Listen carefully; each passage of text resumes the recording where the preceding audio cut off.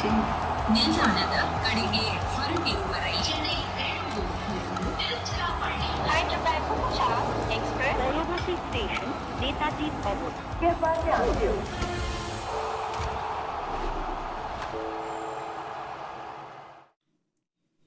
Hello everyone, welcome to Voltas presents Cricbuzz Live. I'm Saiyami Kher. Today was the big birthday party because IPL turns 18. We dressed up, we were ready for all the snacks and the cake and the celebration, but unfortunately the rain has come in and has decided to play a spoiler.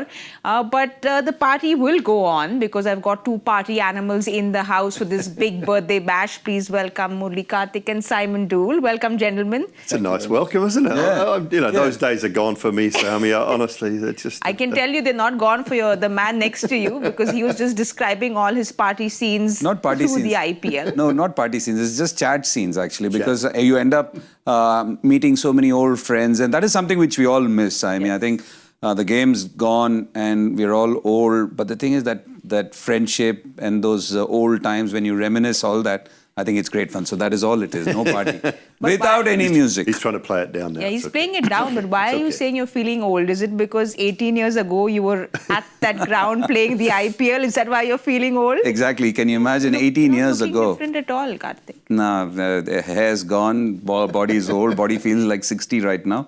Nah, but yeah, great scenes, isn't it? Think of it, 18 years ago, Simon. You've been covering each and every edition of IPL. Correct. I've played the IPL and now I'm covering it.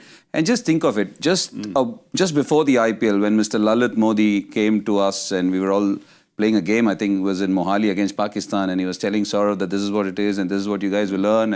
And nobody would have wondered that in those 18 years, everything has gone tenfold in terms of the popularity, the kind of employment that it creates, the amount of number of people it takes care of, all the players. I think you play a couple of seasons of IPL and you're sorted for life. So it's gone, I think, tenfold for everyone. Just think of the team purse, what it was then and what it is now. It's gone sixfold. So it's just amazing how much IPL has grown. But grown, and we saw it start in sixth gear because of what that basketball knock was. It's still so fresh in everyone's memory. I'm sure it's fresh in your memory because you were right there playing the game. But I think that's kind of been the template of the IPL and just has been a gift that just keeps giving. I don't think anybody knew how big it was going to be. And if you imagined it would be this big as it is now, and even going to grow more, I mean, second only in television rights now to the NFL. Yes. As far as television rights deal, it's second to the NFL, and that's it. So it's ahead of NBA per game, ahead of Major League Soccer and EPL. It's ahead of all those per game as a cost product. So if you understood then, I think people would have said, "Oh, come on, it's not going to be," But it is. It's a behemoth. It's it's that sort of tournament. And there's great stories all around about that first year as well. Stephen Fleming tells one about the late, great Shane Warne, giving him a call. He was about to sign for the other competition, which was going on at the same time. And he was in England, I think, playing some county cricket in England. Might have been at Notts. Hampshire. Fleming or? Fleming. Oh, Fleming was playing for Notts. Yeah. And Warne gave him a phone call and said, "Mate, this is about to kick off. Don't sign that other deal. This is all going to happen." So little stories like that where people are either thinking about doing something else, and and look at what Stephen Fleming's had out of this great tournament. Whether a player first 2 years, I think he might have played, and then been coach at Chennai since, and it's magnificent. As Kartik said, I think it's provided so much from an Indian cricket point of view, but from a family point of view as well. What these young boys and even the girls now with the ability to play in the WPL are able to give back to their families, and so many of them that haven't had a lot. Some have come from money and some haven't, but what they're able to give back to their families and provide, and what it does for the Indian cricket lovers and what it's done for Indian cricket team, I think, on the women's side and the men's side is quite phenomenal. So and I love the fact they give back to the older players, those that have come before. With the beneficiary checks that they do. So there's so much and so many people that sort of are very thankful that it came along, and the fact that it's grown so much. You spoke about what it's done for players, what it's done for Indian cricket. I speak as a fan. I was chatting with a director of mine and he said that his mother, I think she's like 84, 85 years old. immense back pain. She complains about constantly goes to the doctor and some major back pain. The minute the IPL starts, if it's a double header, there's no complaining for those 8 hours. If it's IPL just in the evening, the back pain's gone. As fans, it's just given us so much excitement, you know, because it's like something, those 2 months, you know that you can stop everything and you have something to do in the evening, and then you feel that void once it gets over. That's what it's done for fans. Yeah, absolutely. I think you're 100% right. What those 2 months do, I don't think people go out. I don't think people want to do anything else, and they're looking forward to those. Just don't they? I mean, the restaurants and pubs and bars and stuff, they don't like it because nobody goes there. Now they have those big screens, and you know, there's celebration. Like you watch what United did yesterday. You see this in big pubs in England. We see this in India. We see it in big pubs, these big screens. Yeah, true. Very true. And I think, that's what it's done. And as Simon said, I think what it's given to all those young people, and also even look at it, I think it's possibly the only competition which attracts commentators from everywhere. And I don't think any other league has such a huge variety of comms. You've got Aussies, West Indians, Kiwis, English people. I think it's just amazing. I think it's taken care of lots of people. Lots of people actually give back to it as well. So it's just a wonderful competition. And as you rightly said, nobody would have thought all those years ago. I never thought. Look, me and Ajit, my good friend, both of us were sitting, and I've said this on the very same platform, when Baz was going bonkers, and we were like, should we feel happy that he's going bonkers, or should we feel scared that it's our turn now? We have to go and bowl after this. It's just amazing. Well, it started there with that 158, but the way it's evolved, do you all see anything else that you all would like in addition to what's been happening the last 18 years? Oh, wow. Do I see anything? I mean, the greatest thing about these tournaments, and this one in particular, is that because it's owned and run by the BCCI, they're able to make up their own laws. I think they started the umpire looking at the no ball before the ICC took it on. They introduced the impact substitute. Other leagues around the world have taken that on. So they're at the sort of the leading end, the pointy end of innovation in what they're able to do. I think, you know, this may be controversial, but I would like to see them go back to just playing without the impact sub. If I'm being honest, I think it makes for tougher selection, and it makes for a more interesting game, I think, without the impact substitute. But I'm not saying I haven't enjoyed it, because it's made the scores a little bit higher and it's made batters go a bit harder. It's just been a little bit unfair on the bowlers at some stage. I mean, I said on commentary the other night, I would love to see both sides opened up for LBW when the switch hit or the reverse sweep is played. If the batter's allowed to turn around and bat left-handed and the bowler can't do anything about it, then just open up both sides for LBW. So if you miss it and it hits your pad, it doesn't matter whether there's no pitching outside leg. Now, you know, as I say, the BCI have the rights to do whatever they want with their tournament, and they could introduce that. Now, I just about guarantee you, if they introduced that, in a year or two's time, the ICC would take it on. It just makes it a more even contest. Right? It evens it up. I don't mind it. I love the switch. I love the innovation in batting.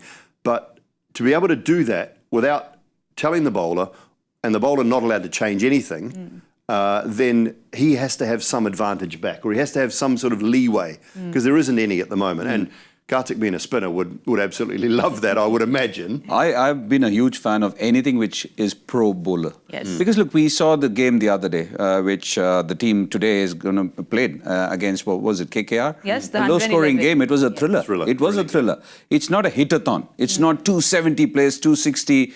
The bowlers are looking hapless. They feel bound and gagged as if that they can't do anything about it. Over here, the batters move in so much, they miss by a micromillimeter, it's a wide. And just, you could be 5 feet 2 inches, it goes 1 millimeter above your head, it's a wide. So you don't bowl bouncers measuring all those things. You can bowl a length measuring what you can practice. But based on wickets and stuff like that, I think there has to be some leeway for the bowlers. And I think anything towards that would be absolutely beneficial, and I think that is something which I always look forward to. Everything is happening towards the batters. Now you've seen the bats being measured so that they're not oversized and stuff like that. It's good. It's good. There is something at least, and also certain boundaries where we have some big playing surfaces like Ahmedabad or Lucknow. We don't need to tighten it. You feel bad for the bowlers. It's every time you look at them, and the state of them, I actually feel bad. You actually look forward to superstars. You get motivated by players. I just get a feeling that if the bowlers are going to be mauled in such a fashion, it's not far off, then there'll be two guys operating two bowling machines from either end, and there are 11 batters there. So anything towards the bowlers, always welcome. Yeah. I can feel the pain in both the bowlers. No, now I'm done. You totally get it. Now yes. I'm done, it just Saiyami, but makes I it feel an bad even for those contest. poor Yeah, kids. absolutely. I And think totally of it, the best bowlers are getting mauled. Pat Cummins, Rashid Khan, Mitch Stark, they're being treated as if they are some riffraff or somebody. They're great bowlers. Absolutely. Yeah, so I feel bad for them. Yeah, and I'm also not a big fan of the I know it's... I think the trial's been good. I think, any innovation, or not every innovation, doesn't work. All right, it's not a success, but there's no harm in trying it. And I think, trying it was a great thing. And I just feel like going back to 11 v 11, having to pick your team, having to actually get back to just the all-rounders playing a bit of a role, or having your batters having to bowl a little bit. I think that's one thing I would like to see return. But there's, as I say, they've been at the forefront of the innovation and technology in the game, and it's been brilliant. And we've had that recent addition as well, which is what do we want to call it right now? That pet cam or K9 cam or whatever. It's beautiful. It's just funny. Yes. Just coming back to what you said, you talk to teams and you talk to players. They always say, I spoke to Kevin Peterson at the end of one game, and he says the batters have lost the fear to get out because they know that there's one extra batter who can always come in. So what Simon is saying, it'll actually make it interesting because then you have to think. You don't have the luxury of that extra batter. Absolutely, but adulthood 18 is serious business. We'll see if any of these changes are brought in. We know that it's serious business, and when we talk about serious business, we have to talk about what's happening today. Unfortunately, it has been drizzling. The toss has been delayed.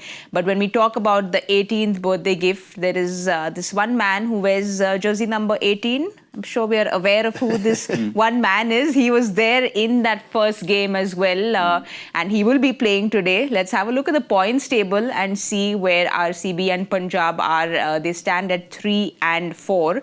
So, Simon, this game, both these teams really want to reach that 10 and just, get away from that middle muddle because we are at the halfway stage now. Yeah, and you just force the other team to get an extra win on you as well, moving towards the back end of the tournament. It's interesting that the top 4 teams have only played 6 games. Everyone else has played 7 that is below them. So a good opportunity to just distance themselves a little bit from the other pack. Those who have played 7, the best of the 7 played, have only got 6 points. So all of a sudden, if you've played 7 and got 10 points, you're 4 points ahead, 2 games ahead of the rest of that pack. 2 good sides. This had to be staged, didn't it? This, number 18 playing on the 18th birthday. This game had to have been sort of directed by... Scripted that way. Scripted that way. I'm sure it was. I'm sure it was in the TV deal. I would have thought that Bengaluru must be playing at home today with number 18 on the 18th birthday. Yep. It sounds about right. But, two slightly different sides, but 2 very good sides. And I backed Punjab to make it through to the playoffs this year. Before the tournament, did it on our Cricbuzz platform. I thought they had a side that looked like they could. And the way they came back after after the mauling against Hyderabad from their bowlers, and the way they came back and defended 112 the other day, that's the sign of a team that has got a bit about them. They've got a bit of fight. They didn't give up at all. And you would expect that from a Ricky Ponting coach side. Well, he was there when the IPL started as well. He's another common factor to the A team. He's playing for us. Yes. KKR. And now he's coaching Punjab. You spoke about how they say never say die with there's Ricky Ponting, and we've seen how they've kind of executed that. Nehal Vadera has spoken really highly of him. The team in general speaks very highly of just the atmosphere and what he brings to the team. Punjab obviously have gotten that extra booster shot after what they did to KKR the other night. So they'll be coming in with that high confidence today. Yeah, 100%. I think games like these, we saw Hardik Pandya mention it. When you win a close game, they won by 12. That was in Delhi. And he says it reunites teams. It actually galvanizes sides when we can pull it off. And they literally, that was a heist. When you think of what happened, They got one, Ajinkya Rahane, who didn't refer it, and he would have been given not out, so he would have been there and things could have been completely different. So you sniff a chance and they grabbed it and they pulled off an absolute, heist the other night. And that actually reunites. You see the way they were all overjoyed at the end of the game. I've never seen Ricky Ponting exult, even after winning a World Cup. Yeah. It was as if he was in jubilation. You saw the high fives, you saw the hugs, you saw the tightness in the group. Well, he said he's 50 and his heart rate was going about 200, so he's not happy with games like this. And he actually said that this is possibly his best win as a coach. Yeah. So that means a lot. And also you spoke about Ricky Ponting. He never carries that tag that he is Ricky Ponting, one of the greatest to grace the game or play the game. When he's at a coach level, you should see the way he operates. He is one amongst the boys. That's the way he is. He never says that, he never gives you the impression that he is Ricky Ponting. And I think that actually filters through the group. And that is one of the reasons why you want to be there for each other. Shreyas, Iyer and him obviously have a great understanding. They're on the same page. They've got some lovely guys, and most of the teams have some lovely guys in the backroom staff. But a game like that, it actually gives you the belief that we can do this. And that's what it reignites. Reaffirms, so to say, and I think it was good to see. It was good for the game, also good that Chahal was not been in the best of form. It gave him a template of what he needs to do to get back because he's, after all, the highest or the best or the most successful IPL bowler. So it was just wonderful. Well, you said give them the fire to say we can do this. And at the back of their head, they know that they've taken that flight and they've come to Bengaluru. And with RCB, it's almost like they've given away their house on Airbnb and they're not making the most of the house. I love that analogy. Yeah. People are coming in, the guests are enjoying their stay here, but... Without paying. It's the been fridge a free is empty, stay. the beds aren't made, and they just walk out. So they clearly need some renovation, don't they, in that house? What does RCB need to do to renovate that house, Simon? It's been indifferent performances for them at home. They haven't found a way. Other teams have played better than them at their home venue. You know, I suggested sort of in a joking manner just to change the dressing rooms last night with Joy, and he said actually the dressing room changed after game number 1. And they never got back. And they never went back. So after that game, I don't know whether you remember back to game number 1, when in Brendan 18 years. In the IPL, the game number 1 that you played in, when Brendan got his 158, the home dressing room is actually now the away dressing room. Oh, is it? I didn't know. And I've not been to a dressing room. Yeah, Joy mentioned that after that season, they completely changed their dressing rooms over anyway because they didn't have it was a bad luck season or something. But look, they just got to find a way. Winning at home is the key in this tournament. You know, you get your 7 games. You'd love to win 5 of them. If you can win 4 of them, you're probably ahead of the curve. But they just have to get it right.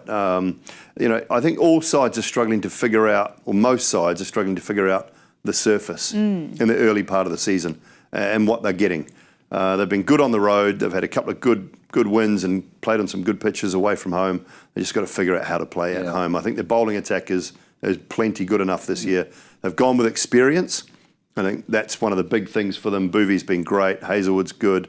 You know, so they've got that experience there now. And it is a good enough team to win at home. They just got to find a way. And once they do, they might be a bit more dangerous. You know, you spoke about them not understanding the pitch. The curator actually said that it's been very hot at the Chinnaswamy in Bengaluru and so it's getting dry very quickly. We've got the pitch expert with the pen in the house. I knew that was coming from somewhere. You know, I was just trying to, last night if you're talking about that, I was just trying to figure out how to showcase to people that it is very soft. I don't have spikes in my shoes. Normally what we get is when the players have come before us and they're around the pitch with spikes, if it's damp, it actually goes in around the crease area, so we can showcase that. But now we end up doing the pitch report before the players come, so I needed something. Coming back to what Simon said, I think completely agree. When you think of what has happened at home, and I covered one of those games, they just found a way to lose wickets. In trying to go very, very hard, we saw that yesterday with Sunrisers as well. Sometimes you need to have a different game plan as well. Well, this is their strike rate and average at home. Exactly what you're saying is they're trying very hard. Too hard. And it was as if they played some silly shots in that first game to lose wickets.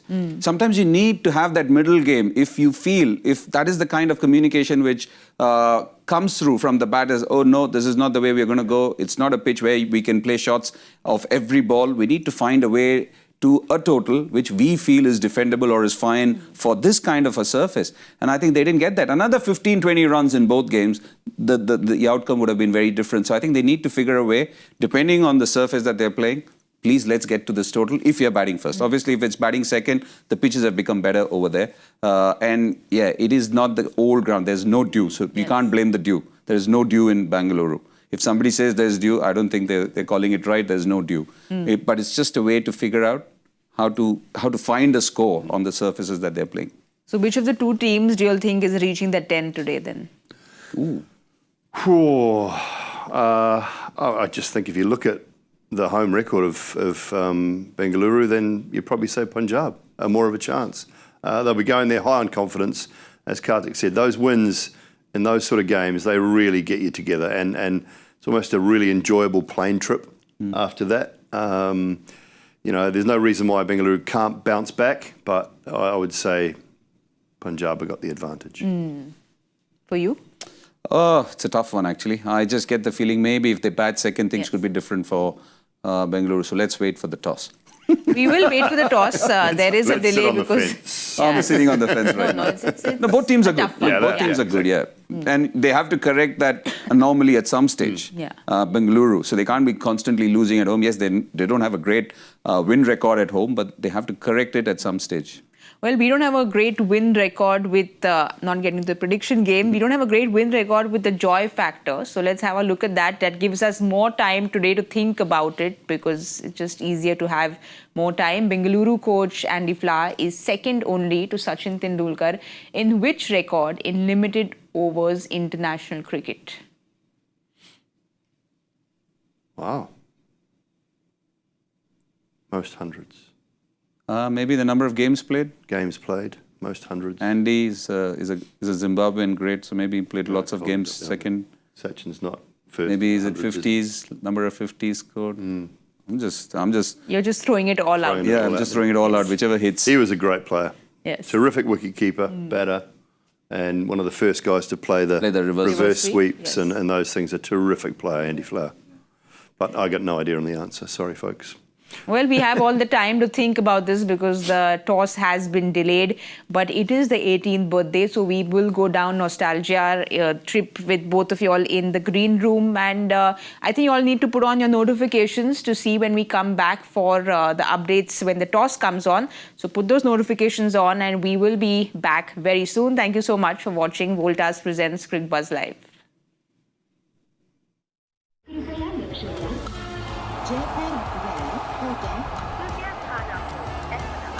Delhi में आपका स्वागत